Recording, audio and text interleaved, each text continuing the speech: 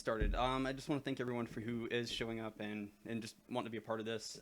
This is going to be my first stream of hopefully maybe some other ones to come along. I typically, uh, well, for starters, my name is Tim. I work on the engine support team at Epic. So anyone who's seen me, it's like I'm on the Answer Hub a lot. I help out on the forums, posting solutions, answers, helpful tips, whatever it is. So this stream is going to be geared towards beginners and intermediate skilled skills. So I'm going to be covering Unreal Engine 4 Destructibles and how that's handled there. I'll go over briefly NVIDIA's physics labs and using the standalone tool, but I'm not really going to go into detail with that. That's a whole nother tool. They have documentation on their site a little bit to use it, some of their tutorials and whatnot. But majority of everything I do is going to be handled in Unreal Engine 4.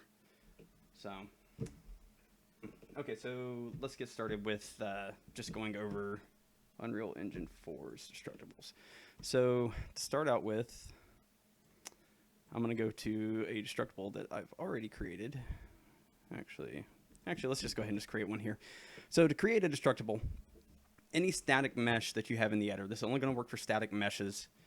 You'll right click on it and there's the option up here for create destructible mesh. Now what this is going to do is it's going to automatically open up the destructible mesh editor. And in here you're going to have a bunch of different options for what you can do with this. Sorry. So we've got our toolbar up here. It's like, so we had the fracture mesh, which the mesh right now is not fractured. So we can see this by the preview depth here. This is going to be the number of depth layers for destruction that are available. And you can use the slider here to expand that. So if we hit the fracture button, what you're going to see is the mesh is going to explode and it's going to fracture into these set number of chunks. So move my light around here, a little bit easier to see. So now with the preview depth, we actually have a depth 0, which is our base, which is the unfractured mesh. And then we have our preview depth 1, which is going to be the fractured mesh. Now, the number of fractures that happen are determined down here by in the fracture settings. You have the cell site count, which is going to list how many fractures you want. So we can take that all the way down to 2, and we can fracture our mesh again, and now we've only got 2 pieces. Or if you want to do, say, 50, and then fracture, you'll get 50 pieces.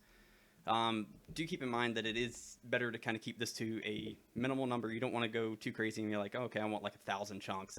You're just going to see some slower performance from that. It's just a part of, you know, it's a lot of simulation for it. So we're going to go back down to just 25 for our basic default setting. Okay. And then down here, it's like you have some more options for how the UV scaling works. So whenever our mesh is fractured, with the original base static mesh, there's no geometry on the inside.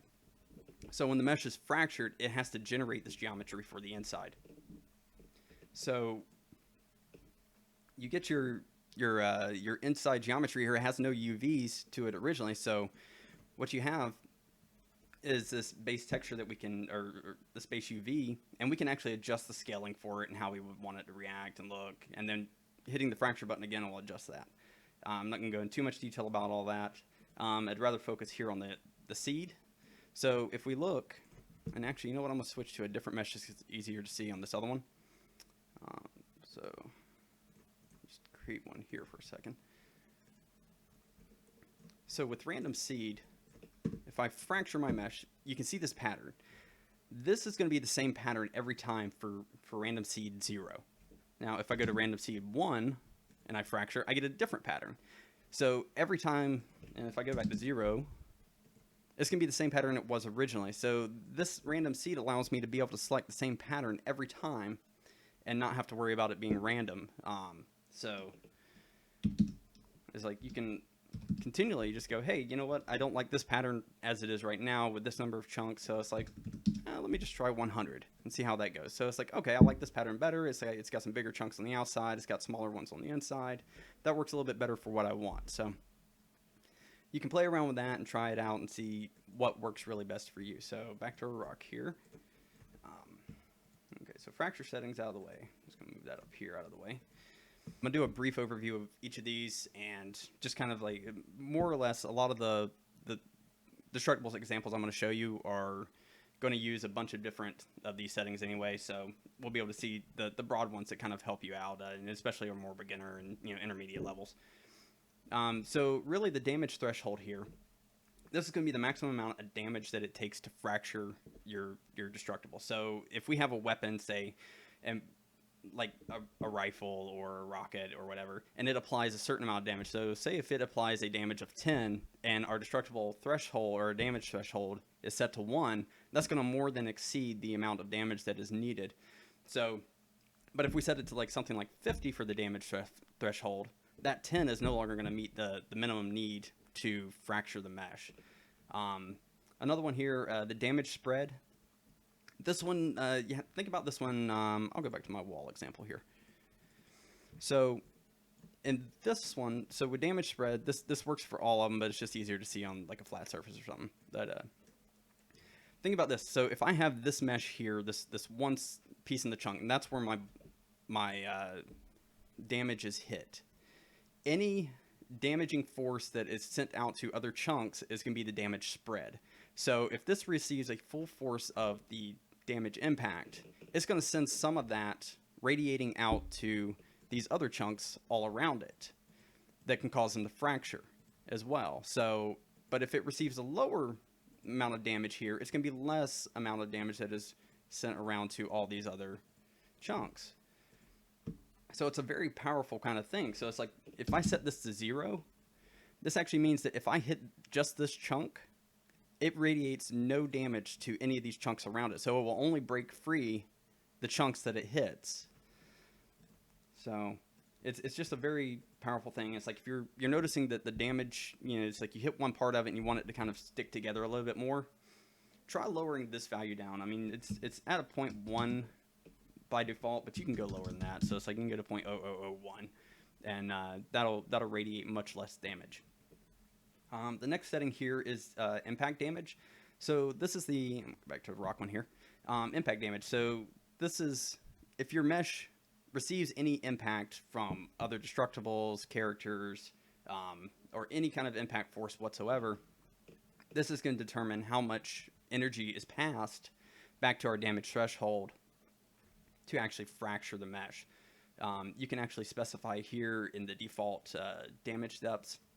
So this goes back to, we have a depth 0, which is our base, and then we have depth 1, which is our fracture mesh here. This part really comes in more handy when you're using physics labs and you're using multiple depths. Custom impact damage here, or impact resistance. Think about this one as like a glass pane. If you had like something like a bullet or a fracture or something flying through glass, you would want to use a much lower value. Using higher values will give a force back to any impact that it receives to prevent it from being fractured as easily. So just disable these for the moment.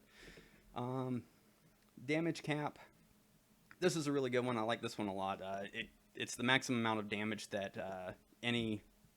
the destructible can receive. So it's like, again, if you have like a rocket and it has a maximum, or it has a damage hit of 50, you can actually set this to 10 or whatever arbitrary value, and it can't receive any damage more than that. So even if that thing is saying it's 50 for the rocket applying damage, it would only ever apply 10 to it.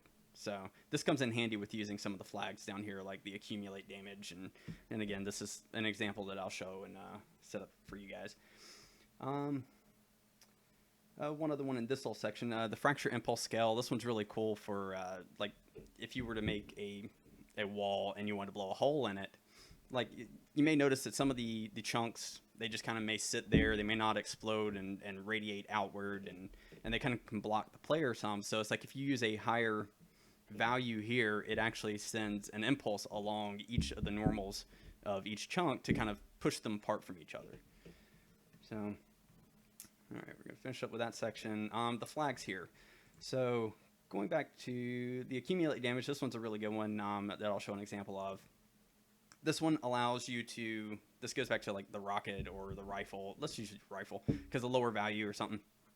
So whenever you shoot the mesh, and let's just say that we have a value of 10 here and a damage cap of 1, and even if our rifle applies only a damage of 1 to the destructible, what we can do is the accumulate damage. That means that I have to use 10 shots to actually break a piece off from that destructible. It's not going to be anything like where, you know, it's like one hit's going to blow it all up.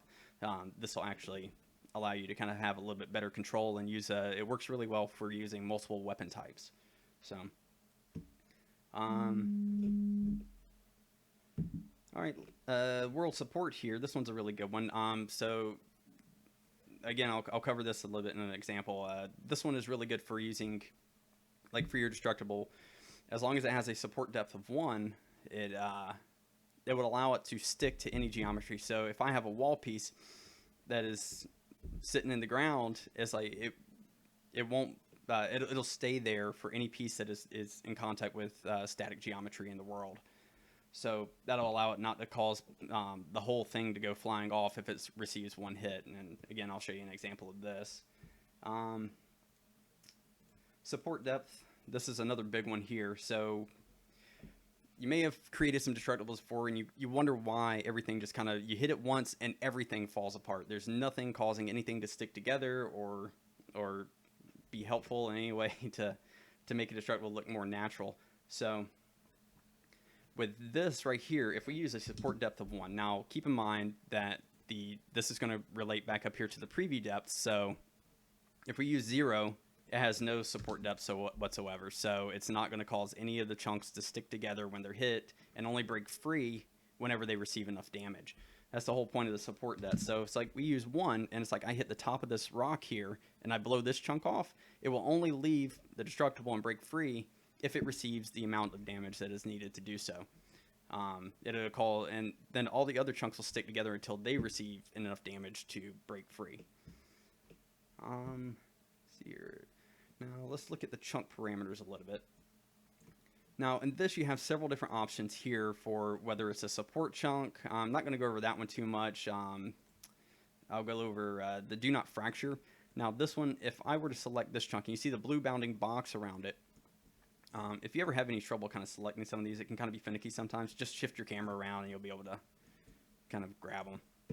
Now anytime one of these is selected, I can click it here and do not fracture. So if I ever hit this with a bullet, it will not fracture at all. So nothing will ever cause it to break free. So, but now I've applied that to this chunk. Now look, if I select another chunk, it's not selected there. So it's per chunk that this applies to. Do not damage. I'm not really going to cover these. I know there's a question in the post that I'll cover at the end that someone was asking for do not damage for a somewhat decent example, I guess. Do not crumble. I won't go over that one really that much either, but if anyone has questions for it, I can definitely cover it at the end. Okay, so this is pretty much our destructible mesh header and just kind of an overview of everything that you have here. So I'm going to reset all this back to 0, and we're going to create a very basic example to start out with. Okay. So let's go here. Now, I've got my destructible here,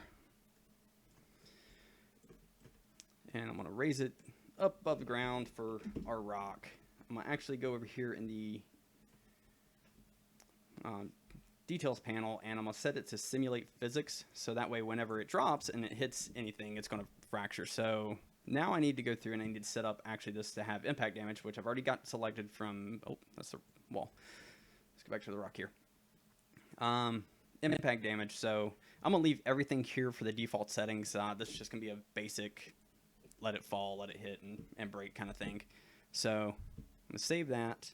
If I come back here and I go to play, watch, it falls, it breaks, everything fractures, and everything kind of spreads apart. So if we come back here and we go, like I was telling you about support depth, and it's like maybe we don't want everything to kind of fracture on the first hit, and we want things to kind of stick together and look maybe a little bit more natural. So let's try this. Maybe this will be Maybe, whoops, let me try a higher value up here. Maybe it won't apply as much. Here, I'll tell you what, let me set this to a lower value too, so that way as much damage spread doesn't kind of go to the other chunks.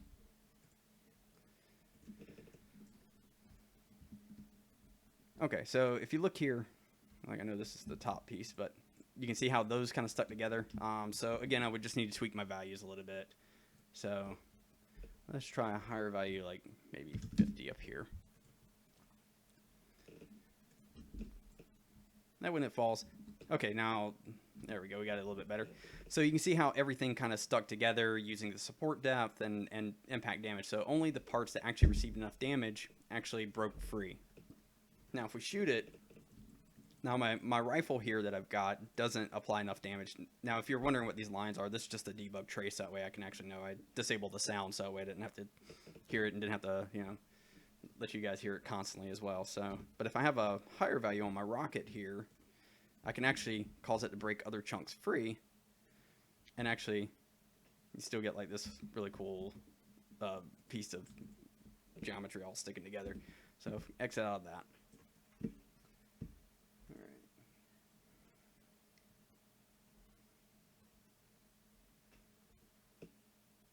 right. Okay, so I've kind of gone through setting up a basic impact damage destructible. I'm going to move away from this one now. Whoops. And let's go on to our next one. We're actually going to use multiple settings, so I'll have to refer to my notes here a little bit. But delete this and we'll start fresh. Okay, so we're going to use a wall for this one. Actually, I'll just move this one off to the side. Set it not to simulate physics anymore, so we don't have to constantly see it here and dropping. So we're going to create a destructible again.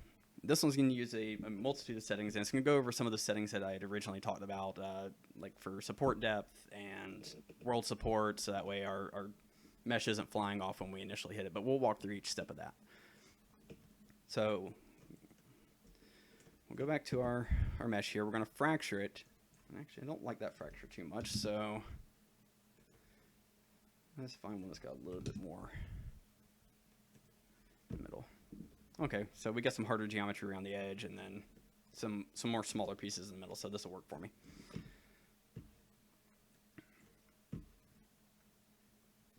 Okay.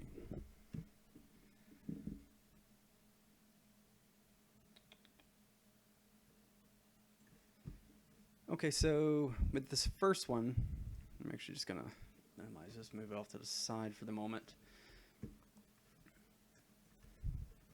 I'm going to place my destructible here, rotate it around so my player character can see it. And then when I go here, and it's like, if I go and shoot it, it's just going to go and fracture. Let me see here. I got some stuff set that I didn't mean to.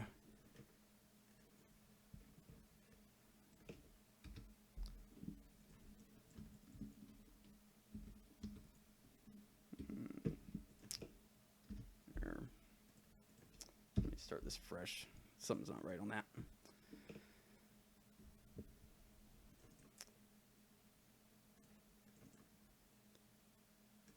Very destructible. I'm gonna open it up. Set that back down to 2. Move this up here. Fracture. Okay. Everything's pretty much default at the moment, so what we're going to do is place this in here, rotate so our character can see it, make sure that's on contact with the ground. Done something so that it actually is using world support and it's not. 1 second while I kind of figure this out.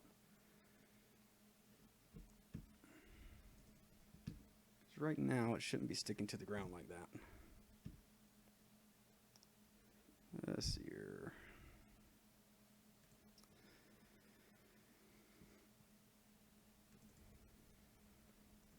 Use this one as a test real quick.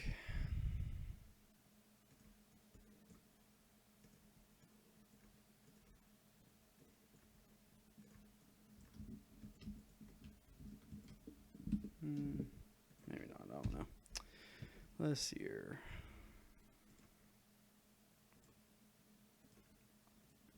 Let's try this one.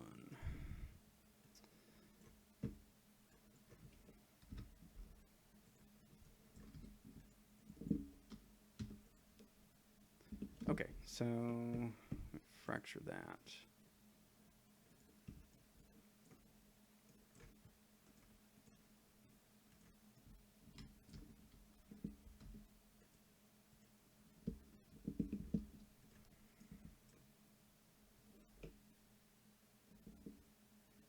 Just to answer you real quick, Holy KFC. Yeah, this video is actually going to be up on YouTube, so if you're having trouble with this stream, or I might have to edit some things out of probably as well, just like these pauses and stuff that I'm making. So yeah, you can definitely catch this later if you need to. Okay. Oh, that's weird. Okay, so whatever I have going on here, it seems like it's got like some support depth going on anyway, and it's actually using world support, but that's not set, so I'm not sure exactly what's going on there. Like I've had other examples, like I think one of these, like if it doesn't actually touch the ground, or if it's not got world support, it won't. It'll go flying off and actually keep its chunks and everything. Like large force like that. Either way, I'll just move on so that way I'm not wasting anyone's time.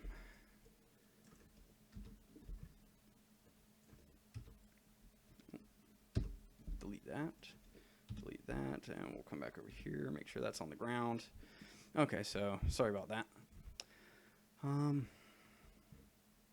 Back here.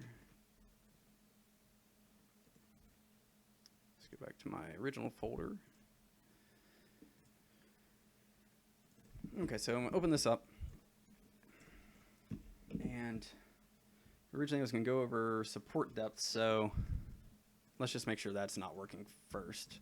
So if I go and shoot it, see how everything fractures like immediately, and it's like that was just like one hit. This is a very basic gun that applies like 10 damage, so everything just fractures immediately. There's like no support to it whatsoever.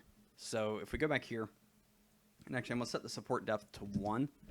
So this is going to use our depth here so that any chunk that does not receive the amount of damage that is needed will not break free. So if I come back here and I'm going to shoot my mesh.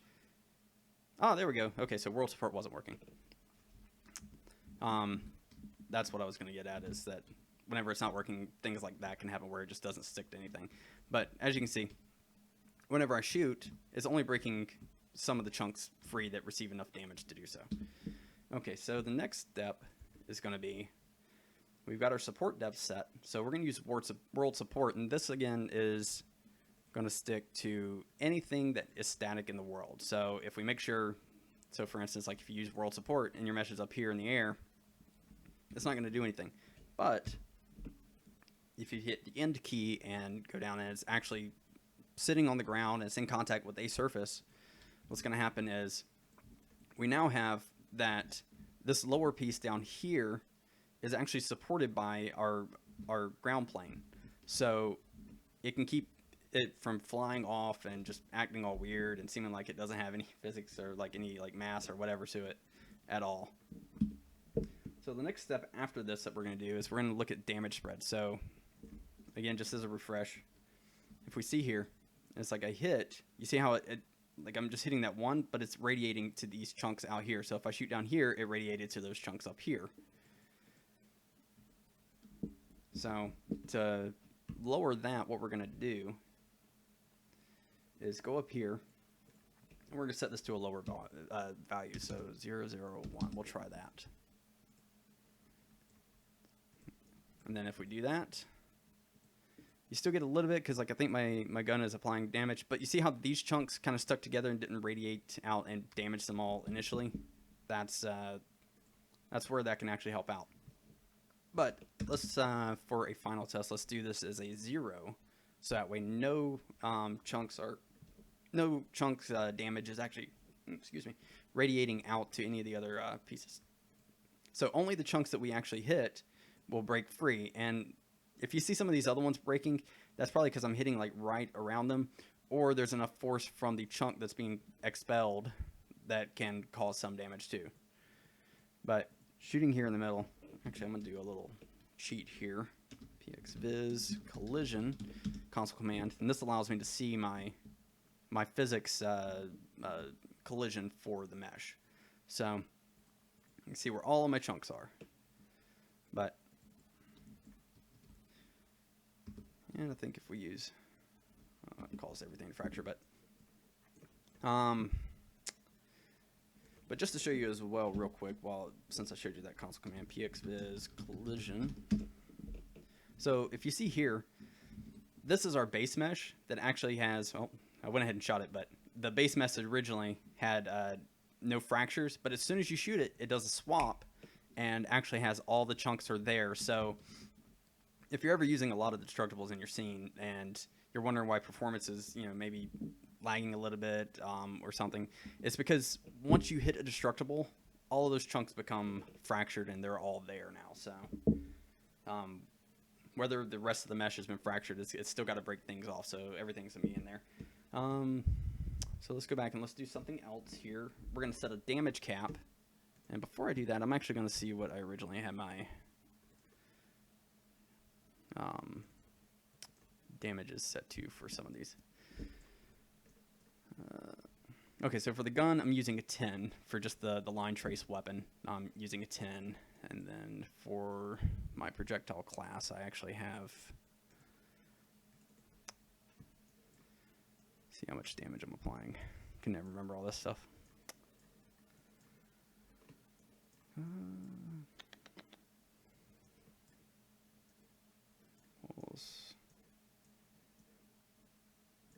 I don't remember where I set it actually. But regardless, we'll just work with the rifle one at the moment. So the rifle has a value of 10 that it's using. So what I'm going to do is I'm going to go ahead and set this up to 10. I think it actually won't fracture unless it's got enough damage. So leave that where it's at. So come back to 10. So that right there at 10, that still meets the damage threshold. So I can shoot, I can break all these chunks off. But if I come in here and I set this just to, we'll go to 11.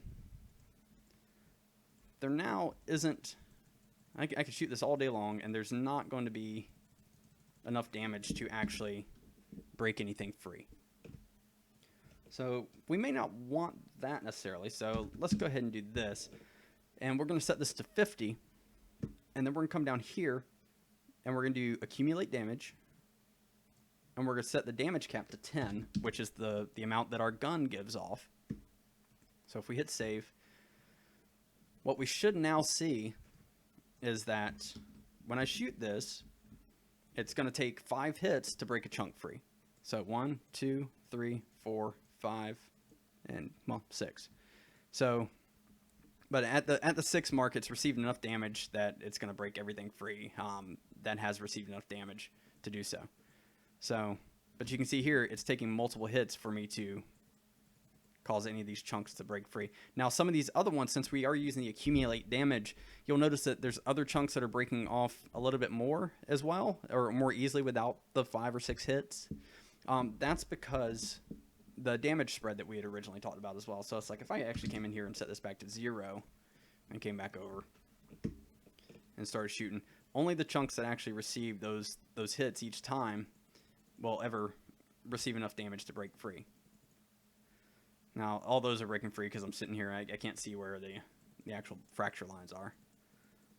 But some of these ones in the middle, you might notice they're kind of sticking and not actually, they're fracturing, but they're not breaking free. This is just because we're using a damage spread of 0, so nothing is radiating out. We're not using any fracture impulse, so it's not expelling any of those chunks.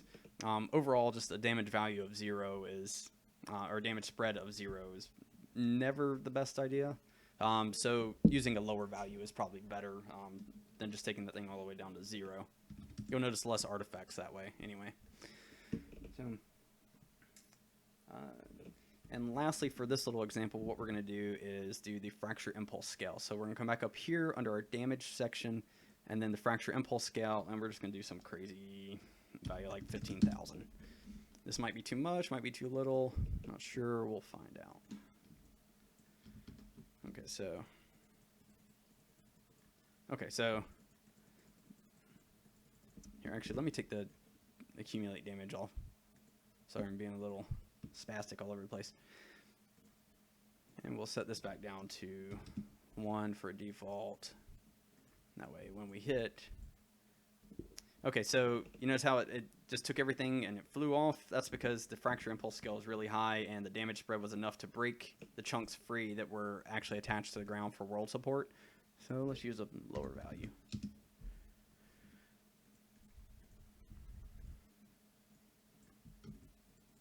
Okay, so there we go. Let's do that again. Maybe. Let's try 10,000. Sometimes it works better on like cubes and things like that.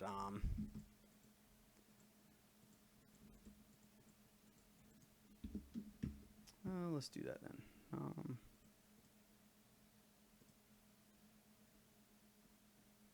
Go back to shapes.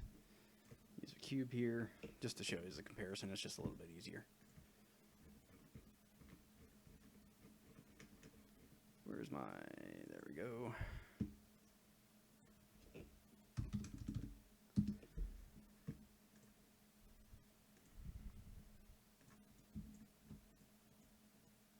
Okay, so you see how it's blowing out a little bit more than it is like it would before, like we'd hit and it just kind of stick together a little bit and not really do anything. So let's do some insane amount.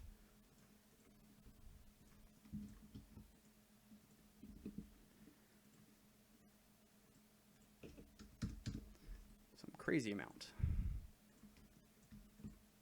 Okay, so you see how there we go. It's exploding out a little bit more. It's something you can play around with, tweak. It just kind of, there's a lot of settings in the Destructible Mesh Editor that, you know, you got to tweak values here and there. It's not a one set done kind of thing. So.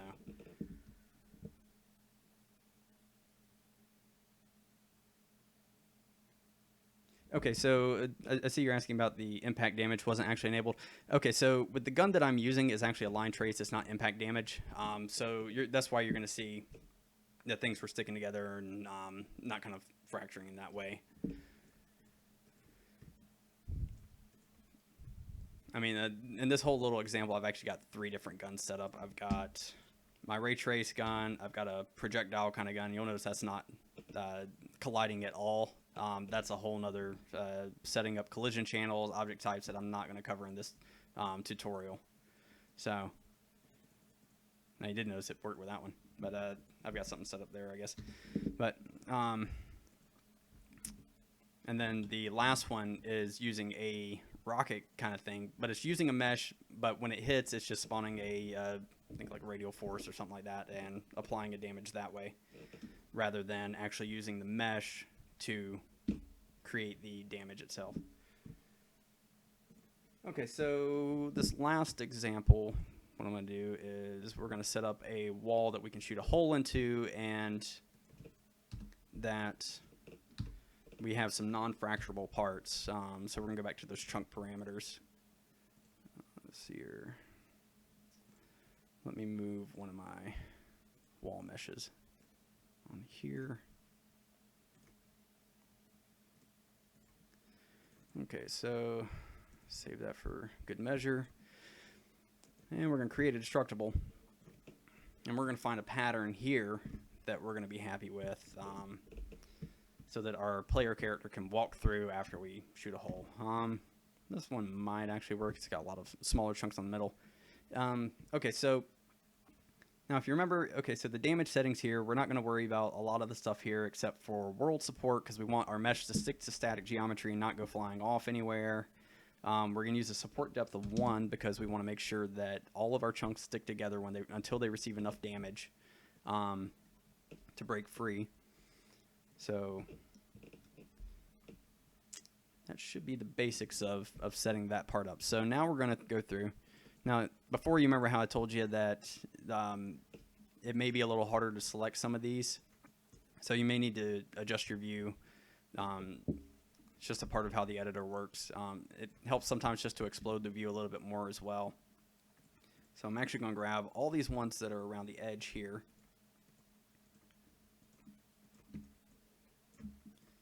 grab that one, and I'm going to set these to do not fracture. Now, this flag right here, do not fracture, will only work if you have a support depth of at least 1. If it's set to 0, which we'll do an example of that as well. So if it's set to 0 and I have this actually placed in the world, close these other ones. Place this here. Go. And if I take and I shoot it with my gun, whoops, roll the console. And as I can shoot it, let's not use the rocket actually. My line trace, see how it just fractures even though we've got that do not fracture flag? So you're going to run into an issue there. So we don't want that kind of functionality. We actually want to be able to shoot that hole in the mesh and not worry about these pieces that should not fracture. So set that back to support depth 1. We're going to save. Now if we come here, now I can just shoot. I'll use my rocket one here so I can shoot some of these chunks out. Now, you'll notice that the pieces that are left behind are the chunks that we set to do not fracture. So no matter what, those aren't going to go anywhere. Now that one right there, that one's, even though that one's set to do not fracture, it just kind of hung around because it's kind of called up, I guess. But editor warnings, nothing to worry about. So now we're actually gonna let's play with that impulse scale and see if we can actually get some of those to kind of fire out a little bit more. Again, use some radically high value. I haven't tested this before, so it's like I know I've set it up before, but I haven't tested it specifically here. So okay, so they fell out a little bit easier, and you can now have your hole you can blow in, and then just have your character go through a wall.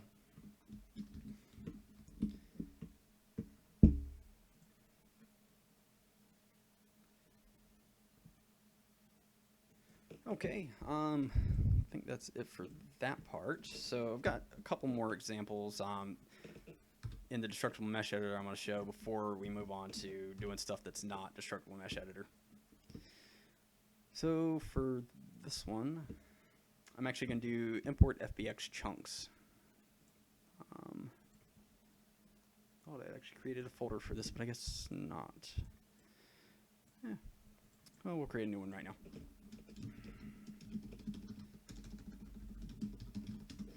Okay, so FBX chunks, what this is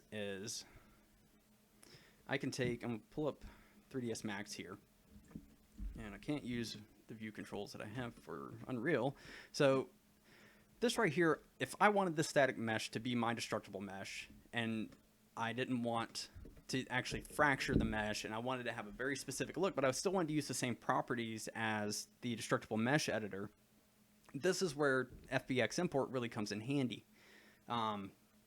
Because you can actually say, okay, for support depth 1, instead of fracturing this into 25, 50, whatever number of pieces, I can actually say I want this mesh right here to import as my destruction depth 1.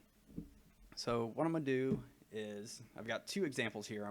One that's a box, and then it's got a bunch of different objects on the inside, so it's got multiple like things that'll be on the depth layer 1, and then this one's just going to be as simple as like it's one single mesh.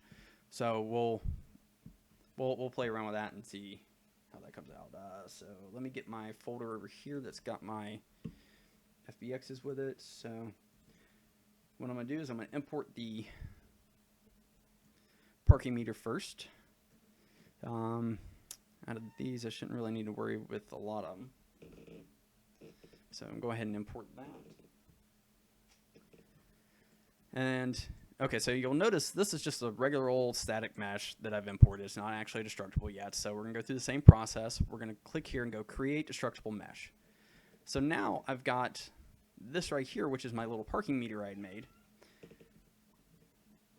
And it's got all the settings that I would have for my destructible. I can actually go through and fracture it if I wanted.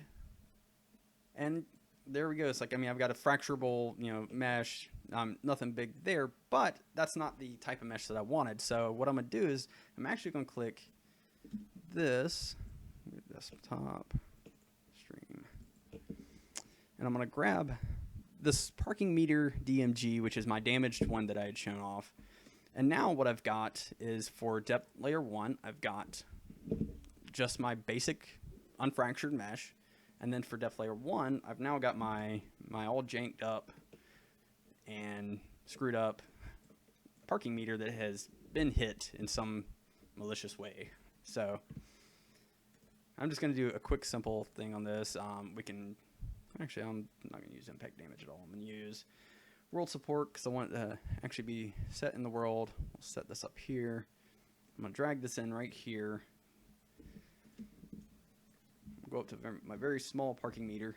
And now when I shoot it, it's now damaged. So it has all the same properties as a destructible that you would create. We can actually set the damage cap and everything up that way.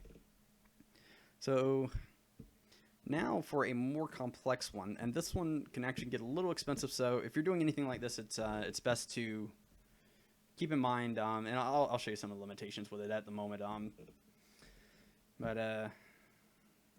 Go here,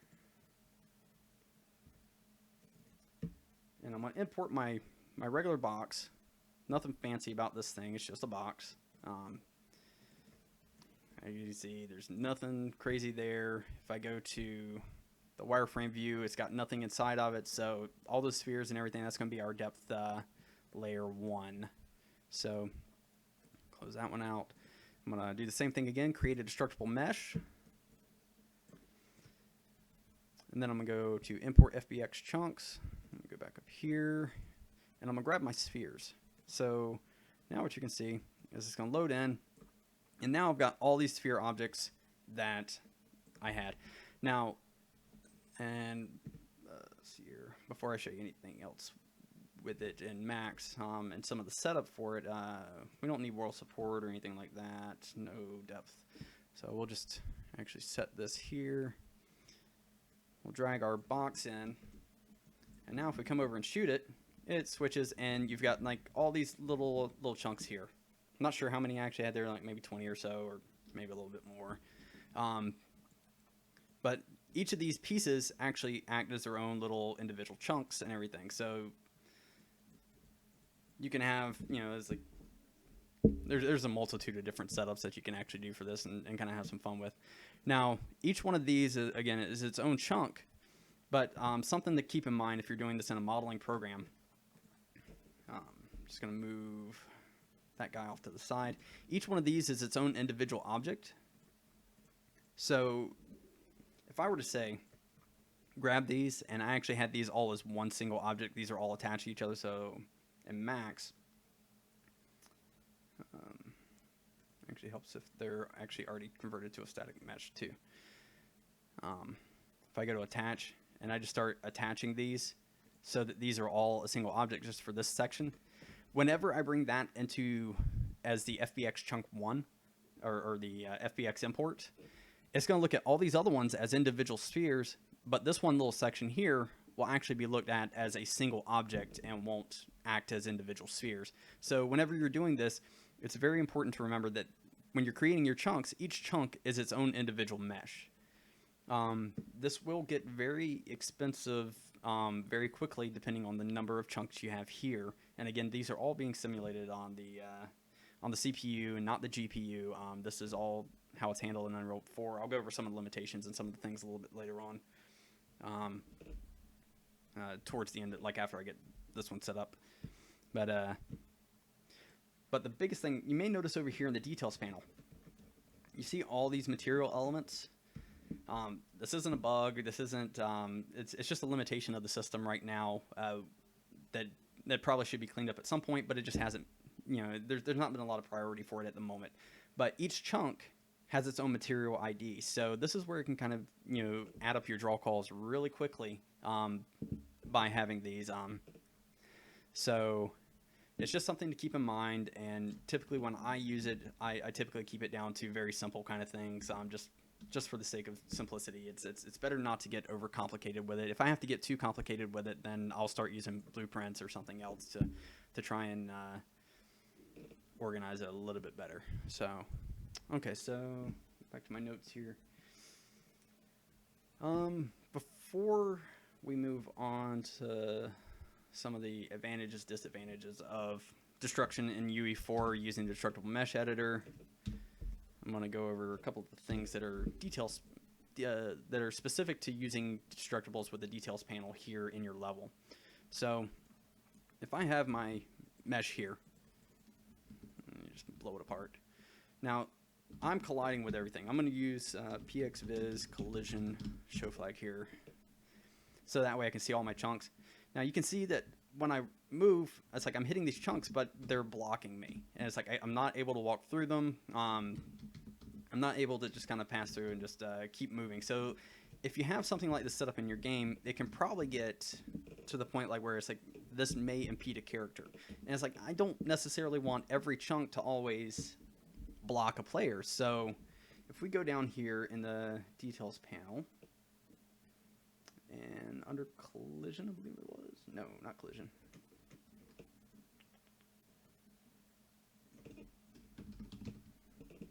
Large chunk threshold here.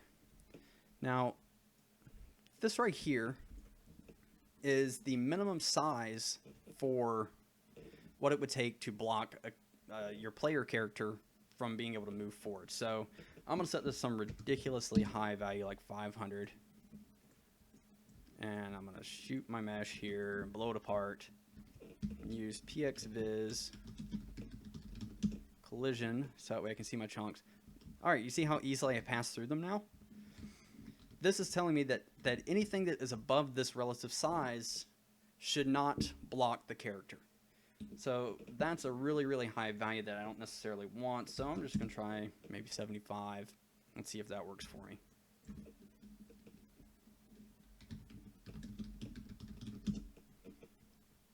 Okay, so, oh, whoops, helps if I keep playing.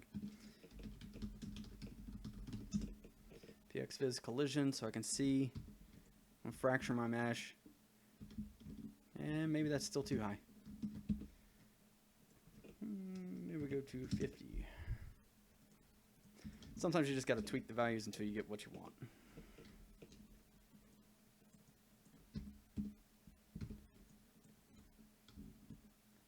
Okay, so not every chunk is blocking me, or well, all the chunks right now are blocking me, but okay, so like some of these smaller ones here maybe aren't blocking me, or they're all blocking me.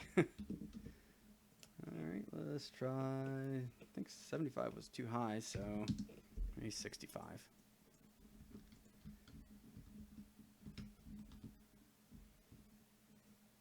And I can't find an in-between value, but oh, okay, there we go. I know this is an extreme example, but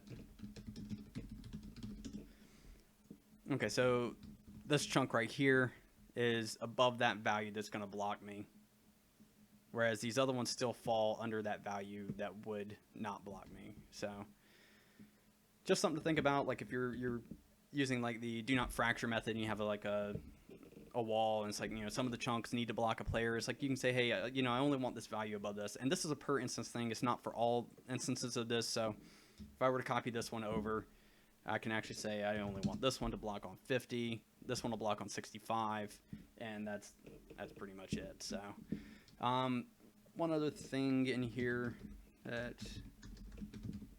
is always fun to play with, no gravity. So you can actually play around with this and then have some fun with it too.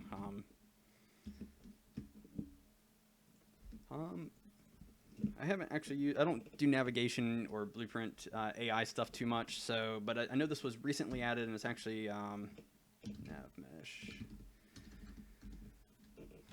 This was recently added so that now, before this, like if you had a nav mesh and you needed,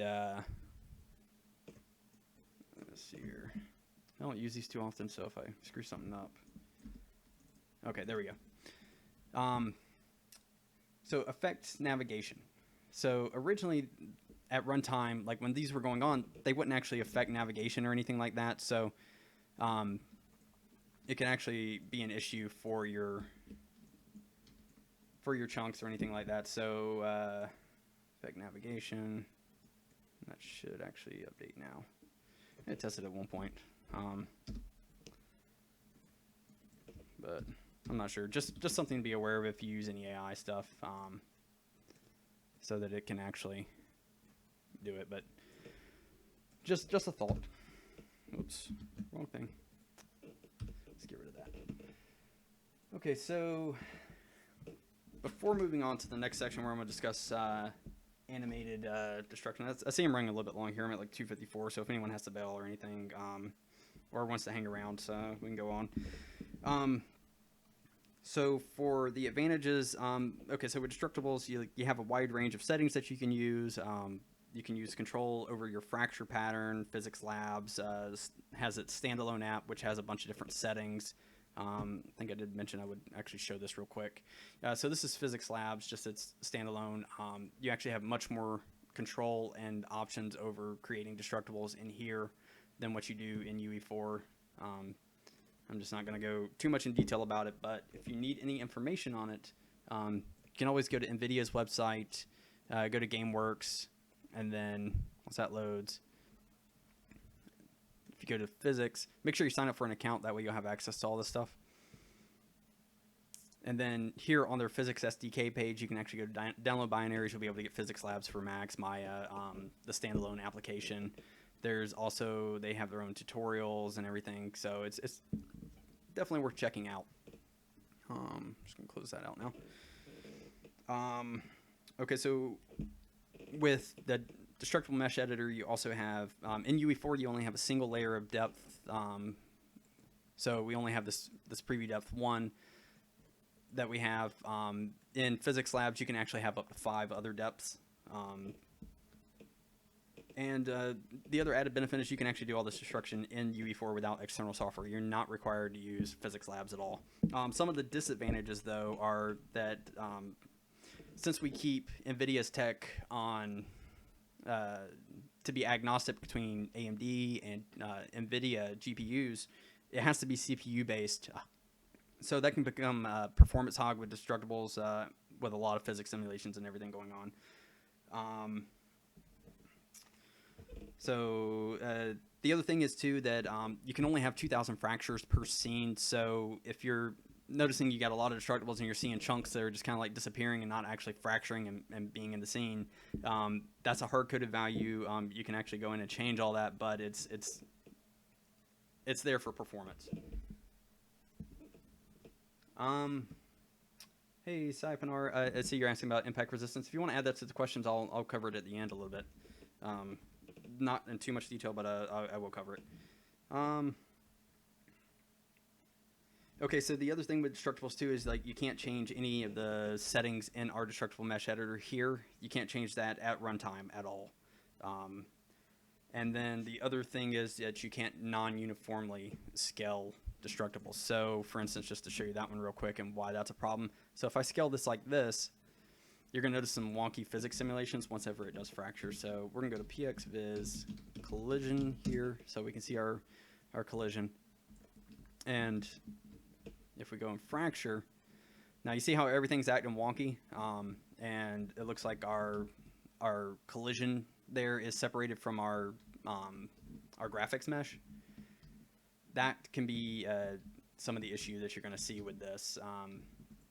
So it's just something to keep in mind compared to this right here, which is just the other Destructible I had that was not yet non-uniformly scaled. You can still see all the collision modules or collision holes are still pretty tightly bound to it. So just thoughts.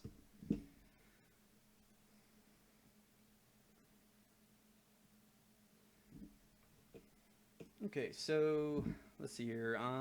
For this next section, I'm going to go through and I'm going to do animated destruction real quick. And get rid of this, get rid of this. And what I'm going to do is I already got this imported, but I'm going to show you what I got in Max first. So let me go through and grab my Max file.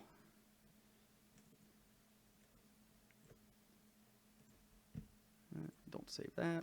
Okay, so this is a physics simulation in Max that I had done previously. So, and on my timeline, I baked the simulation out to a 200 frame timeline here. So this every time will be the exact same animation. Um, so when I go file, well, the biggest thing with Destructibles to remember is when you go to export, you need to make sure, or not Destructibles, but a Destructible animation. You need to make sure that you have grouped it. I'm familiar with Max. I'm not too familiar with Maya or Blender or some of these other modeling applications out there, but there's a way to do it. But it's like if I group it, and it's like I've got my group here, this is going to be, I'll still have my animation, but if I do not do this step, when I import, each one of these chunks will be imported as a single skeletal mesh. They will not be as one whole piece like I'll be showing you in a second. So when we go to File, Export, and we'll just call this Test because I've already got one. The settings you're going to want to make sure is for animation, make sure animation is checked. And then the baked animation, you can bake just whichever ones you need, like whatever the frame count is. And then all the other export settings are there's the normal export settings for external content to UE4 anyway. So cancel that because I don't need to save it.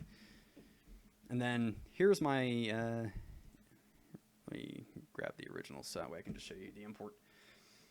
So if I import, when the import options come up, we're going to have import as skeletal, which is what we want because this is an animation. It's not a destructible mesh. It's just a destructible animation. We want the mesh to come in with it. We want to make sure that import animations is there. Otherwise, we're just going to have a blocky looking skeletal mesh with nothing really interesting going on. Okay, so if I hit import, it's going to import here. It's going to create the physics asset because I didn't disable that. And what you're going to see here is just very basic collision boxes. Like you would probably, if you were going to use this for collision for anything, you just wanted animation in your world, you would want to go back in here in the physics objects and actually set these up to actually probably be box type and actually scale them to fit each piece much better than what they are right now. But if I go here and I look at my animation, we'll see that if I start to play it, it's exactly the way it was in Max for me. Grab the light, shift that around a little bit, and it's going to be the same every time. So this actually, this was something that was used in the Elemental demo quite a bit for all the destruction that was going on. So it makes it a little easier to get for cinematics, for something like that, you know, where you want the same thing every time. So if I come over here in my game and actually walk, I'll see that my animation is repeating over and over and over again because I haven't set up anything to tell it not to loop or anything like that. So not very complicated. Most of the setup is all just done in Max or Maya or whatever modeling program that you're doing your animations in. So just something to consider and have some fun with here. So I guess just to go over some of the advantages, disadvantages of this method. It's really good for performance because it's just skeletal-based mesh. It's GPU-based. You can specify the look of like how you want your animation. So it's like if you get something really cool set up, and you know you can simulate it in your modeling program, you can get the same thing every time. So it's really cool that way. And you can change some of your settings for like any of the skeletal meshes where you need to change settings. You can do this at runtime. So some of the disadvantages, you must use an external modeler. You can't do this in UE4. There's not as many settings, I guess, like there would be like with Destructibles, like where you want, you know, like all the different fracture kind of settings and whatnot. If you're going to use it in a blueprint, you actually have to set up the blueprint yourself. So I guess that's a disadvantage or an advantage depending on how you look at it. But it works really well for simple objects and more complex objects. Because like if you remember the Elemental demo, there's like the ground cracking and like all the things falling and going away. So let's see here. But yeah, it's really good for cinematics and everything. So moving on to the next section, this is one that comes up quite often, is asking how to do things for mobile. With the Destructibles, those since they run on the CPU, they don't run on mobile that well. It's just it's not something that's, I know it's on the Trello board to be looked into at a future date, but I don't think there's any time frame of getting that implemented anytime soon that I'm aware of. But I mean, I could be completely wrong on that. I mean, there's projects that, you know, features that are being worked on that I'm not always aware of, so it's really cool. I'm always pleasantly surprised. So the first one I'm going to do here is I've actually got it already set up over here, and I'm going to show you what I've got first, and just kind of what it does. And so if I take and I shoot, it's like I've got my rock and it breaks apart. This right now is a blueprint. This is a mesh that was pre-fractured in Max, and it's just using the simple rock one that we have in the starter content. So I'm actually going to show you that Max file now. Excuse me. Okay, so here to Max. Open this. Don't need to save that. Okay, so this is essentially what I've got. And this is the original rock mesh that I just exported from Unreal. I brought it in here into Max, and I fractured it. I used a script that was freely available. It's called the Fracture Voronoi. It's just a very simple fracture tool script that's really cool that I like. So if I pick my object here, I can actually specify how many chunks I want to break into. I only did 10 for this one. That's the default. So if I do 10, it actually breaks everything up. And I'm actually going to make this edges so you can see. But so it fractures everything, you know, that way. And then that way I can just export the individual chunks and bring those in into Unreal, and then I can just reassemble them in a blueprint and have some fun with that. So you'll notice here it's like I've got my base rock, and then I've got all my chunks underneath. So it's like if I open those, you'll notice the UVs on the inside. That's kind of like another disadvantage for it, is like you'd actually have to go back and set these UVs up and actually organize everything much better. But the collision for these, I actually wasn't happy with the one convex hull, and it's like I wanted something that was a little bit more accurate and more tightly bounding. So for instance, like if I just go auto convex, and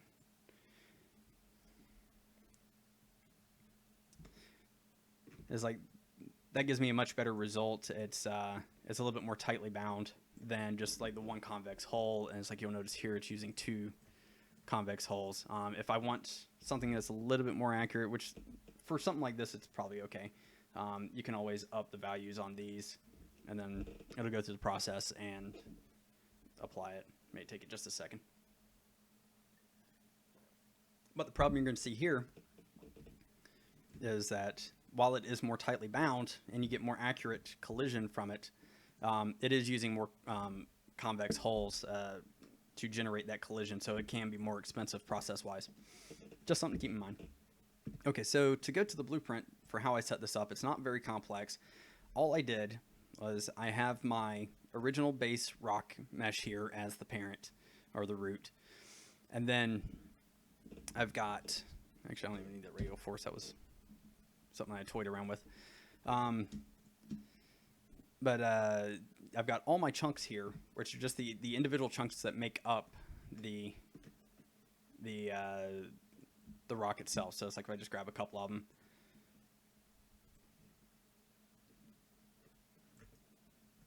Oh yeah, I got them not set to visible. That's why. I'm just gonna leave that for the moment. I set them to invisible, so that way it's like I'm only seeing the base one, and then what'll happen is whenever it's hit, it spawns in the other ones, or it makes them visible at least. So that way it's destroying the original rock component, and then it's just spawning in my chunks here that can be all physically based and everything. So now you may notice they're a little floaty, they're all over the place. This can be easily changed by just going into the mass for each one of these. So if I just go in here and up here search, let me search mass, and let me just give it some ridiculous scale of 25. You should notice They're a little heavier. I can't push them as well now. Acts more like a rock. So that's a very simple example. Now to look at the blueprint and how I actually set that up. All I have is on component hit rock for the base rock, our original one. I'm going to destroy that component, and then I'm going to set the visibility and set simulate physics for all of my chunks. I'm not a blueprint heavy person at the moment, but I know enough to get around and get myself in trouble. So with this right here, you'll be able to actually set it to be visible, and then to spawn in essentially, or be visible, and then it's going to simulate physics. So nothing too complex about that one. The other example I have as well was just a wall, and this one you would actually want to set up more blueprint logic with, and I'll show you why, because I've got the same setup with this one, but what you're going to notice is if I go to shoot, and I have it actually set to change material, just that way you can see, is that one is having trouble colliding. That's because like some of the collision spheres aren't as tightly bounding, so they're overlapping on other ones, so they're inside of another collision sphere and they just kind of fall down. That's just a little bug that I could fix myself as far as like my setup. That's not an Unreal thing, like bug issue. But I've got these ones on the bottom are essentially my support. I do not simulate physics on them at all. I don't do anything that's going to be that. But what you'll notice is this is where the problem kind of comes in. Is like where you would need to set up some logic here to say, hey, you know, if these other chunks below it are broken, you're going to want to do a branch to check or something like that, and then you can call these other ones to actually follow along with it. I didn't have as much time to kind of set up this part as I wanted, but it's something I'll definitely try and do more in an example. But it's just an idea to get you guys started with blueprints and just setting up something simple that doesn't, you can get destruction, something that looks, you know, decent on mobile without like a great need for needing specifically destructible mesh editor. There's always ways around some of the features and whatnot to kind of have some fun with. So, all right, that was pretty much it that I had. Let me go back over to the questions here, and we'll see what we got. Okay. Now, one question that did come up last night was asking about doing a hinged door that has a higher break force needed towards the edge, so that the player can break a hole in the center and further break it out completely otherwise. Okay, so I'm not going to do the hinged part just because there is some issues. Like if I were to fracture the mesh and the chunks are laying on the ground and it's swinging back and forth, those chunks, it's a skeletal mesh, so it's essentially a skeletal mesh. It's going to be bringing those chunks with it and following along. They're not just going to necessarily stay, so you can kind of get some buggy kind of things there, and artifacts or whatever, but that's just something to consider. But the other part that was being asked for wanting damage to happen on one section and then not in for another. So what we're going to do is I'm just going to create on the fly here a destructible. I'm going to fracture this. So I want these parts on the inside to fracture before the parts on the outside. So just like before, I'm going to go ahead and I'm going to set my support depth to 1 because I want my chunks to stick together. I'm going to use world support so it can stick to the ground. And then I'm going to take this and I'm going to select all my chunks for around the edge.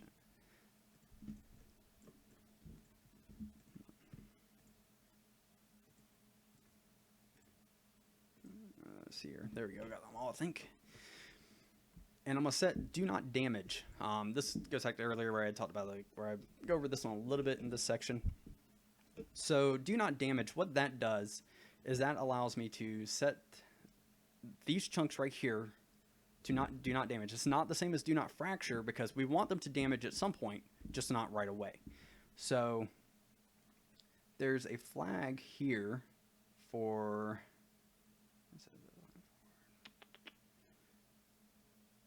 actually it's been a little bit since I set that one up, so I think do not damage is all I needed, and then a support depth So if I go here and I save it, what I think I should see,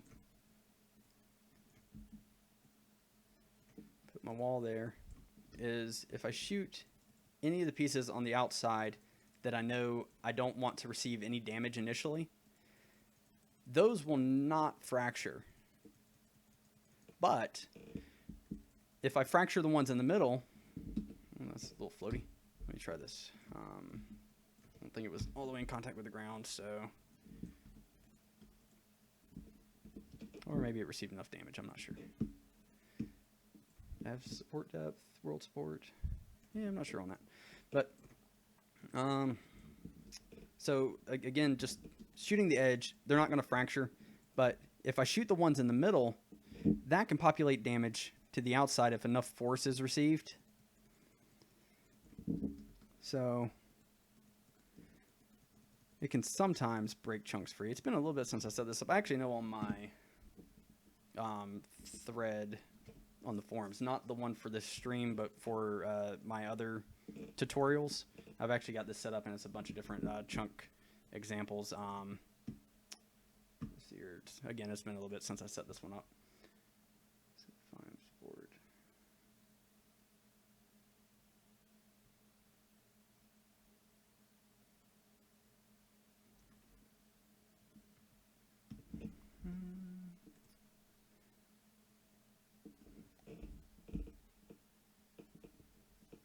Okay, so it says here that again, going back to it, this means that the chunk may not fracture, but its children might. So if its children receive enough damage, meaning the chunks that do not,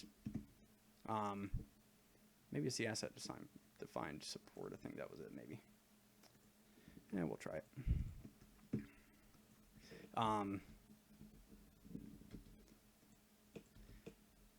That means that if these receive enough damage, that it could populate out to some of the other chunks.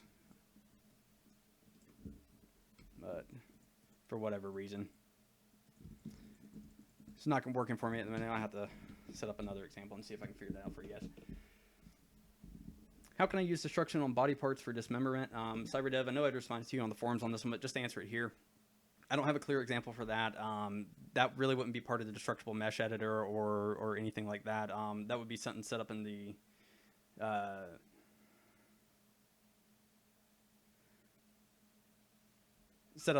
skeletal mesh itself. So that would be something that I would like to do at some point, just as an example, but at the moment it's not something I can do on the fly here. So next one, sounds. I would like to see an example set up of destruction when sounds would remain when a piece breaks and the chunk breaks touch the floor. There's actually, you can't do that I'm aware of for each chunk. So it's like if you have a chunk, you can set it up so that when it fractures, a flag is thrown and it sets a sound so that, you know, it'll play during that time, but not when it hits the ground again. That could be either set up in code, or there may be some blueprint logic there I'm not aware of that you could actually probably do that.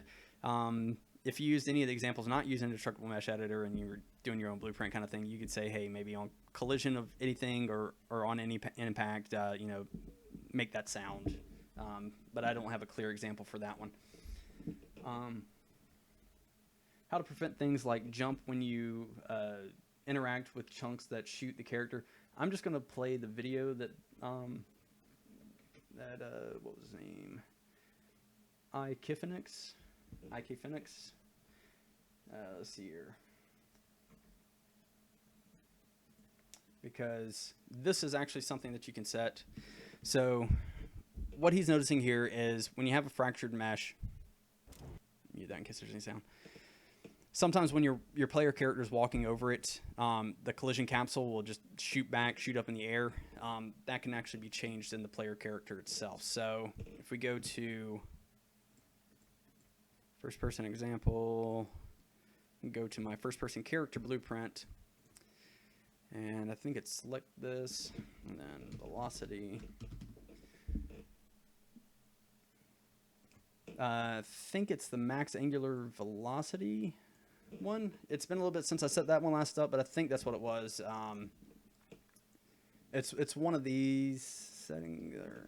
Let's see here. Yeah, I think it's the max angular velocity, and actually setting that to a different value can prevent that. It's something that's intermittent. It's not always the case, but essentially what's happening is your player character, your player capsule, the way it hits, sometimes it'll generate a force, and it just shoots the character back just a couple of feet, or whether it's all the way up in the air or just all over the place. But that can actually be changed there. I'm fairly certain that's where that was. Go back to the questions here.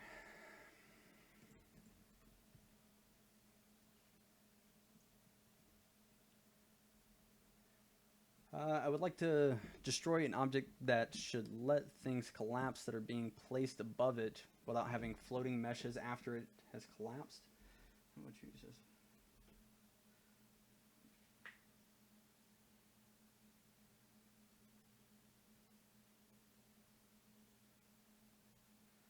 The floating mesh thing, I know that's kind of like an artifact that can sometimes happen. Again, with Destructibles and the mesh editor, there's sometimes going to be little artifacts like that just haven't been addressed yet. But as far as that one goes, I'd probably need to set up an example or something that would require a little bit more time than I want to spend on it today.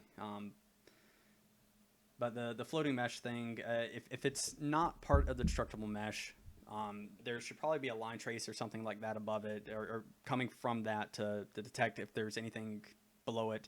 If not, then set up some logic there. That kind of goes more into blueprints territory that I'm not as familiar with. So there's probably some easy option in there to set to detect if something fractures and it's still sitting above. You want that to actually simulate physics too.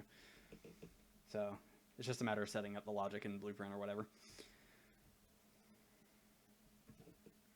Okay, so similar question. Is it possible to have a multi-tier destruction, such as destructible pillars holding up another destructible structure? Or is that a little too much to ask for the engine currently? I've not set up something like that yet. I'd probably say that's something a little too much just for the scope of this tutorial stream, or anything that is going to be... yeah, it's something that's a little bit more complicated. Like I like to think about was it the game Red Faction, whatever the one, Red Faction Guerrilla, I think it was, where they were on the planet and Mars, and all the structures have where it can support something, and it's like if that support gives way, it applies more damage or more force or weight to other ones because the support's no longer there. That's probably something that would probably be better to set up outside of the Destructible Mesh Editor. I wouldn't go too complex with it. As far as it's too complex of a setup, I think, for this as it is right now. Briefly talk about impact resistance. Okay, unless there's any other questions, I think this is going to be the last one, and I'll kind of wrap up a little bit. So, just going to use this wall mesh here that we had. And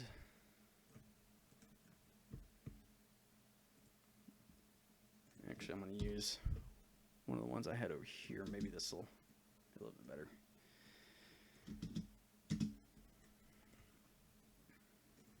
Okay. So, impact resistance. Now, what I'm going to do is I'm going to set this to... If you hit in 0, it's going to give you a very, very low value of 0, 0, 1. It'll never go to 0. And then what I'm going to do is I'm going to place a couple of these in line together.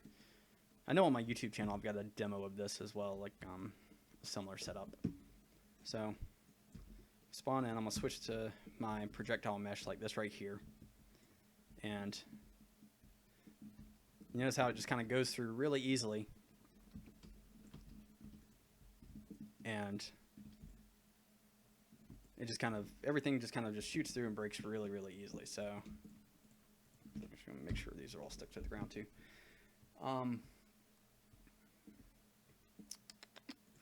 So let's go in here and actually set this like some ridiculously high number.